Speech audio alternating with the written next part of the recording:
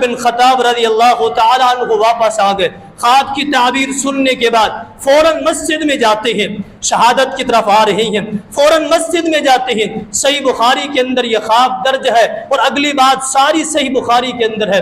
مسجد میں جا کے نماز کا وقت ہے, نماز پڑھاتے ہیں. نماز پڑھانے کے بعد صحابہ کرام موجود ہے, جمع غفیر ہے. پوچھتے ہیں, سوال کرتے ہیں, ایوکم یحفظ قول رسول اللہ صلی اللہ علیہ وسلم فی الفتنہ. صحابہ کرام میں سے کون سا ایسا ساتھی ہے, دوست ہے, جس کو نبی صلی اللہ علیہ وسلم کی فتنے کے متعلق حدیث یاد ہو؟ آپ نے سوال کیا, حدیث آپ کو یاد تھی لیکن آپ صحابہ کرام سے سننا چاہتے تھے. پوچھا فتنے کے متعلق آپ نے جو حدیثیں بیان کی ہے, آپ نے اپنی زبان مبارک سے حدیثیں بتائی ہیں, کس صحابی رسول کو وہ حدیثیں یاد ہیں؟ سیدنا حذیفہ بن یمان رضی اللہ تعالیٰ عنہ کھڑے ہو جاتے ہیں, کہتے ہیں کہ مجھے فتنے کے متعلق حدیث یاد ہے. آپ فرماتے ہیں قول جاری, سنائیں وہ کون سی حدیثیں آپ کو فتنے کے متعلق یاد ہیں؟ سیدنا حذیفہ بن یمان رضی اللہ تعالیٰ عنہ کہتے ہیں مجھے فتنے کے متعلق سب سے پہلے جو حدیث یاد ہے وہ یہ ہے, الفتنۃ للرجل فی المال والاولاد وفی نفسی وفی والد والجار. فتنے کے متعلق یکفل الصلاۃ وفی الصیام والصدقۃ وفی الزکوۃ.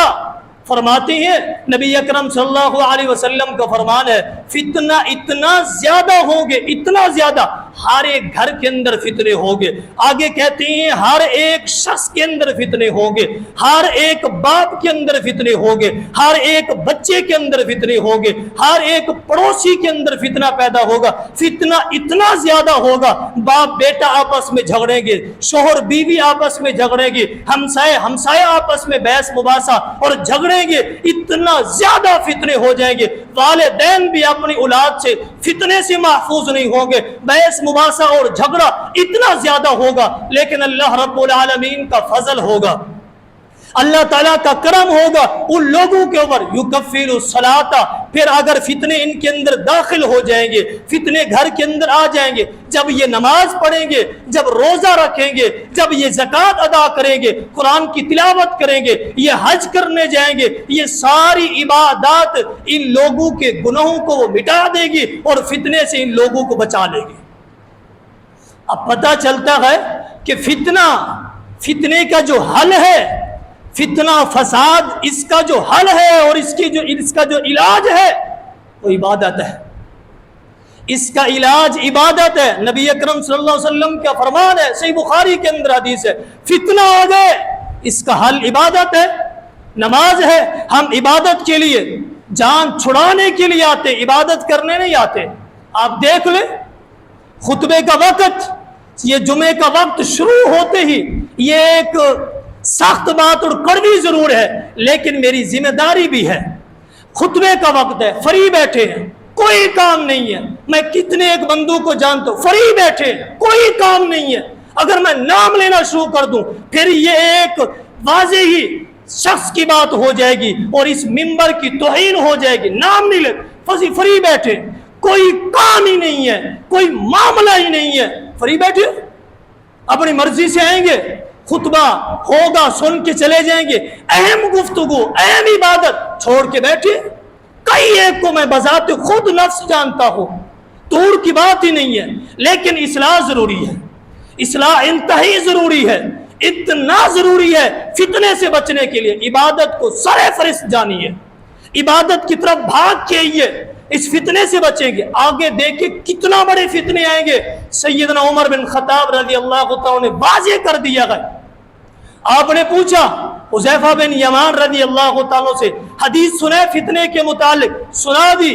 کہا میں اس حدیث کے متعلق نہیں پوچھ رہا, میں اس حدیث کے متعلق. پتہ چلتا ہے کہ فتنے کے متعلق عمر بن خطاب رضی اللہ تعالیٰ کو حدیث یاد تھی, آپ جانتے تھے, لیکن صحابہ کرام سے سننا چاہتے تھے, ان کی زبان سے سننا چاہتے تھے. کہا اس فتنے کے متعلق, اس حدیث کے متعلق میں نے نہیں پوچھا, میں نے اس حدیث کے متعلق پوچھا ہے. یجری مجری دمی, وہ فتنے جو ایک سمندر کی لہر کی طرح آئیں گے, ایک حدیث کے اندر آتا ہے بارش کے قطرات کی طرح آئیں گے. میں نے ان فتنوں کے متعلق پوچھا ہے. سیدنا حذیفہ بن یمان رضی اللہ تعالیٰ کہتے ہیں اگر کوئی شخص سمندر پہ گیا ہے، سمجھانے کے لیے کوئی شخص سمندر پہ گیا ہے، کنارے پہ کھڑا ہوا، وہ جانتا ہے ایک لہر آنے کے بعد پھر دوسری لہر اس سے بڑی آتی ہے، تیسری اس سے تیز آتی ہے، یعنی فتنے اتنا زیادہ جس طرح سمندر کی لہریں آتی ہیں، سمندر کی موجیں آتی ہیں، فتنہ اتنا زیادہ ایک کے بعد دوسرا فتنہ بڑا آئے گا، اس سے بچنے کے لیے عبادت ہی ہے۔ پھر دوسری بات کہا آسمان سے بارش، یعنی بارش کے قطرات کی طرح فتنے آئیں گے، کس انداز میں لگاتار مسلسل بارش آتی ہے، ایک قطرے کے بعد دوسرا قطرہ، اتنا زیادہ فتنے آئیں گے۔ اے حذیفہ بن یمان رضی اللہ تعالیٰ، میں اس حدیث کے متعلق پوچھ رہا ہوں جو سمندر کی لہر کے برابر اور بارش کی قطرات کی طرح یہ فتنے آئیں گے، میں اس حدیث کے متعلق پوچھ رہا ہوں۔ سیدنا حذیفہ بن یمان رضی اللہ تعالیٰ کہتے ہیں امیر المؤمنین آپ اس حدیث کے متعلق کیوں پوچھ رہے ہیں؟ آپ میری بات سمجھے، یہ حدیث مجھے یاد ہے، یہ حدیث مجھے بھی یاد ہے، لیکن یہ فتنے ابھی تک مسلمانوں میں داخل نہیں ہوئے، ان فتنوں نے سر اٹھا لیا ہے لیکن ابھی تک مسلمانوں میں داخل نہیں ہوئے۔ اے حذیفہ بن یمان رضی اللہ تعالیٰ مسلمانوں میں داخل کیوں نہیں ہوئے؟ حذیفہ بن یمان پھر بتاتے ہیں، کہتے ہیں ایغلق بابن، مسلمانوں اور فتنے کے درمیان ایک دروازہ ہے، غلقۃ، وہ بند ہے۔ فتنوں کے اور مسلمانوں کے درمیان ایک دروازہ ہے، مضبوط دروازہ ہے، وہ بند ہے، وہ دروازہ مسلمانوں کی صفوں کے اندر فتنوں کو داخل نہیں ہونے دے رہا۔ پھر سیدنا عمر بن خطاب رضی اللہ تعالیٰ نے پھر پوچھا، کہا پھر آگے کیا ہوگا؟ آگے کیا ہوگا؟ ایفتح الباب ایکسر، پھر اس دروازے کا کیا بنے گا؟ کیا اس دروازے کو آگے چل کے کھول دیا جائے گا یا اسے توڑ دیا جائے گا؟ سیدنا حذیفہ بن یمان رضی اللہ تعالیٰ کہتے ہیں ایکسر، اس دروازے کو کھولا نہیں جائے گا، اس دروازے کو توڑ دیا جائے گا، پھر یہ فتنے مسلمانوں کے صفوں کے اندر یہ داخل ہو جائیں گے۔ سیدنا عمر بن خطاب رضی اللہ تعالیٰ عنہ یہ ساری باتیں سننے کے بعد ایک ہی جملہ کہتے ہیں، پھر چلے جاتے ہیں، کہتے ہیں حذیفہ رضی اللہ تعالیٰ عنہ اگر وہ دروازہ کھول دیا جاتا، اگر وہ دروازہ کھول دیا جاتا پھر ممکن تھا وہ دروازہ بند ہو جاتا، اب وہ دروازہ توڑ دیا جائے گا، جو چیز توڑ دی جاتی ہے وہ بند نہیں ہوتی۔ عمر بن خطاب رضی اللہ تعالیٰ عنہ روتے ہوئے آنکھوں سے آنسو جاری کرتے ہوئے گھر چلے گئے۔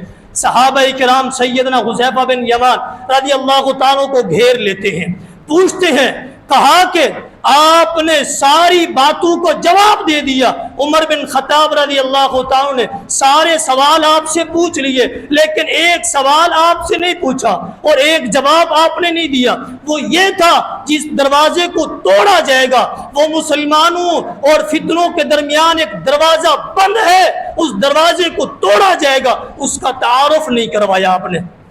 وہ کون دروازہ ہے؟ وہ کون سا دروازہ ہے جس کو توڑا جائے گا؟ اس کا آپ نے تعارف نہیں کروایا اور امیر المؤمنین نے آپ سے سوال ہی نہیں کیا۔ فرماتے ہیں کہ امیر المؤمنین نے سوال اس لیے نہیں کیا کہ وہ اس دروازے کو وہ بذات خود جانتے تھے، اس دروازے کو وہ جانتے تھے، علم رکھتے تھے، کہا وہ جانتے تھے لیکن ہم نہیں جانتے، ہمیں بتائیں وہ دروازہ کون ہے، کون سا وہ دروازہ ہے جسے توڑا جائے گا؟ فرماتے ہیں قال ہوا عمر رضی اللہ تعالیٰ عنہ، وہ عمر بن خطاب ہے رضی اللہ تعالیٰ عنہ جو مسلمان اور فتنوں کے درمیان ایک دروازہ ہے، اکیلے ہی ہے، اکیلے ہی ہے، واحد ہے جو مسلمانوں کی صفوں کے اندر فتنے داخل نہیں ہونے دے رہے۔ تبھی تو شیطان ان سے ڈرتا تھا، فتنے بھی ان سے دور رہتے تھے، اتنا زیادہ ایمان۔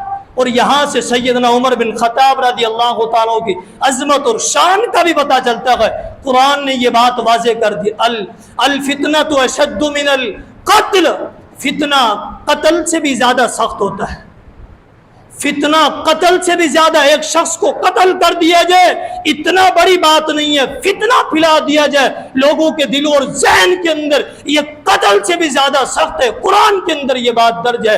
عمر بن خطاب رضی اللہ تعالیٰ عنہ اکیلے ہی وہ دروازہ بنے رہے، وہ مضبوط قلعہ بنے رہے، وہ مضبوط ایک چٹان بنے رہے جو مسلمانوں کے درمیان فتنہ نہیں داخل ہونے دے۔ یہ ہے عمر بن خطاب رضی اللہ تعالیٰ عنہ۔ پھر آپ چلے گئے گھر کی طرف، شہادت کی طرف آ رہے ہیں۔ جیسے آپ گھر پہنچتے ہیں، ایک روایت کے اندر آتا ہے، طبقات ابن سعد کے اندر، تاریخ دمشق کے اندر اور ابن عساکر کے اندر یہ بات آتی ہے، آپ جا کے چار پئی کے اوپر بیٹھ گئے۔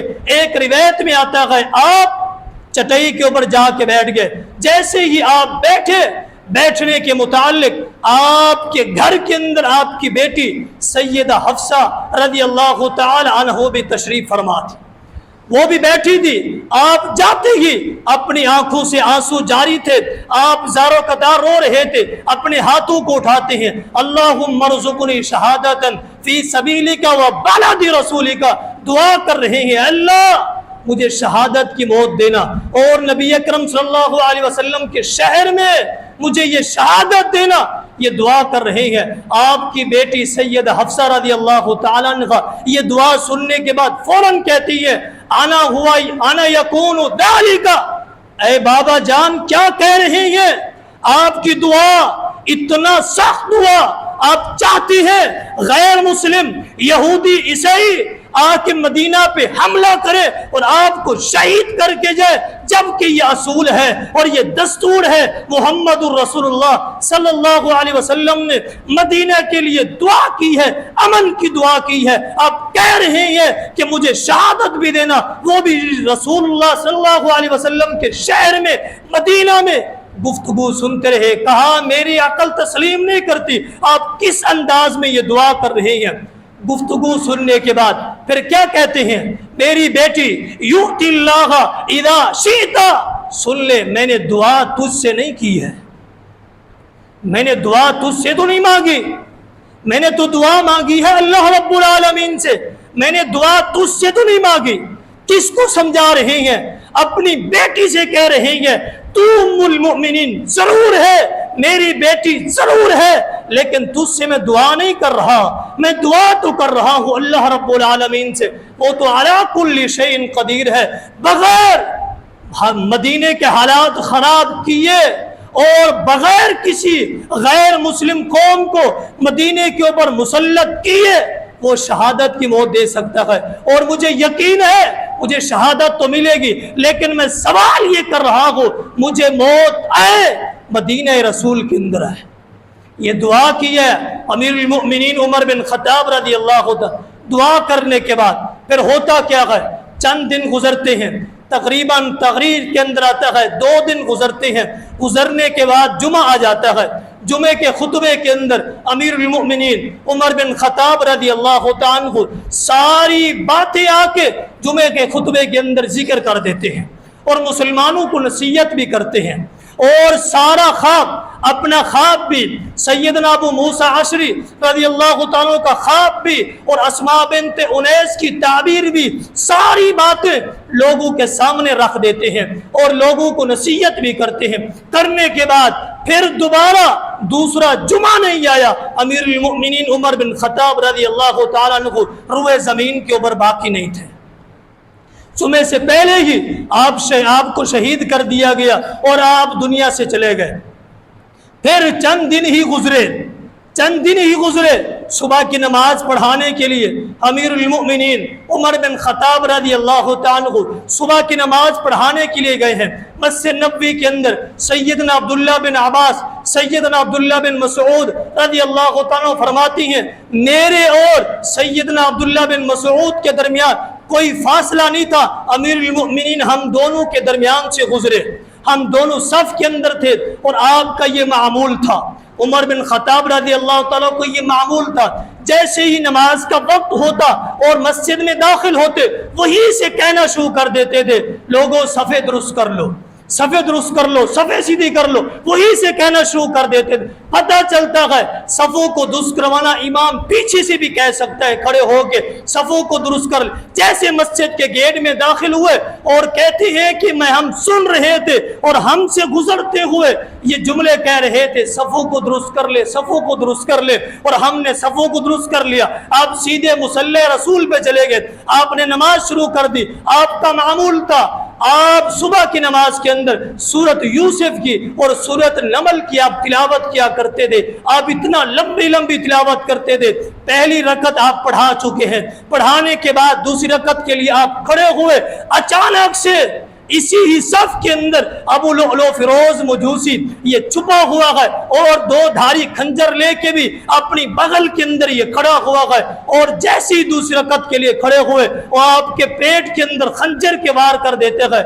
سیدنا عمر بن خطاب رضی اللہ تعالیٰ عنہ آپ یہ بات سن کے, یہ بات پڑھنے کے بعد رونگٹے ہی کھڑے ہو جاتے ہیں. کیسے امیر المؤمنین عمر بن خطاب رضی اللہ تعالیٰ عنہ شہید کر دیا پیچھے سے, اور آپ کو نماز کی حالت میں سینے سے مقابلہ کرنے کے لیے کسی ایک غیر مسلم کی جرت نہیں تھی. اگر غیر مسلم کی بات تو درکنار ہے, اگر ہم شیطان کی بات بھی کریں تو سامنے سے وہ وار نہیں کر سکتا تھا. یہ عمر بن خطاب ہے رضی اللہ تعالیٰ, سامنے سے وار نہیں کر, یہ غیر مسلم ہے اور اس نے پیچھے سے وار کیا گیا, نہیں ہے طاقت. یہ امیر المؤمنین عمر بن خطاب ہے رضی اللہ تعالیٰ عنہ. پچھلے خطبے کے اندر آپ نے یہ بات سنی تھی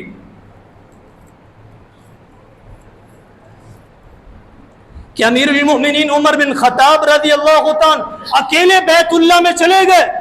ہے کوئی آئے اپنے بچوں کو ذبح کروانے کے لیے, اپنے بچوں کو یتیم کروانے کے لیے, اپنی بیویوں کو بیوہ کروانے کے لیے آ جائے. امیر المؤمن عمر بن خطاب رضی اللہ تعالیٰ عنہ آواز دے رہے ہیں, آج غیر مسلم کھڑا ہو کے اور پیچھے سے یہ وار کرتا ہے. پیچھے سے مراد یہ ہے کہ آپ نماز کی حالت میں ہیں, آپ اگر سامنے ہیں تو وار کرے. انسان کے اندر یہ ہمت اور قوت اور طاقت نہیں ہے, شیطان کے اندر بھی نہیں, یہ آپ کے ایمان کی علامت ہے. آج بھی کوئی شخص ان کے متعلق نازیبا جملے کہے, اتنا بڑی ہستی, اتنا عظیم ہستی, اس انسان کو اپنے ایمان کی خیر منانے کے لیے بہت ہی ضروری ہے. اس بڑی ہستی کے متعلق اگر وہ اپنی زبان کو دراز کرتا ہے, قربان جائے, اور روک کے کھڑے ہو جاتے ہیں. امیر المؤمنین عمر بن خطاب رضی اللہ تعالیٰ عنہ اس حالت میں ہی آپ کو نماز کی کتنا بڑی فکر تھی.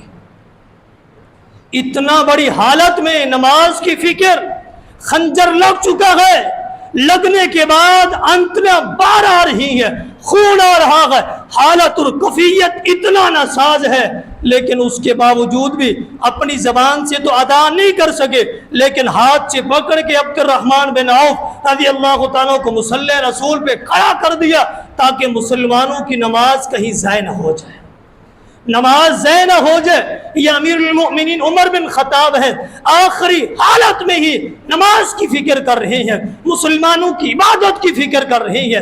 ہم مسلمان بذات خود مسلمان, صحابہ کرام سے ایمان کا دعویٰ, محبت کا دعویٰ, الفت کا دعویٰ, اپنی زبان سے جملے, ان کو تو نماز کی اتنا فکر, عبادت کی اتنا فکر. ہمیں عبادت کی فکر کی بجائے دوسروں چیزوں کی اتنا فکر ہے. مسجد میں اس انداز میں, اس طریقے سے بیٹھنا, اس انداز میں آنا, ابھی کہیں نیچے سے پانی ابھرے اور ہم باہر چلے جائیں. ہماری کفیت اور صورتحال یہ ہے. اگر میرے جملے یہ غلط ہیں آپ اتفاق نہیں کرنا, اگر حقیقت ہے میری ذمہ داری ہے ہم اپنی اصلاح کریں, اصلاح کریں.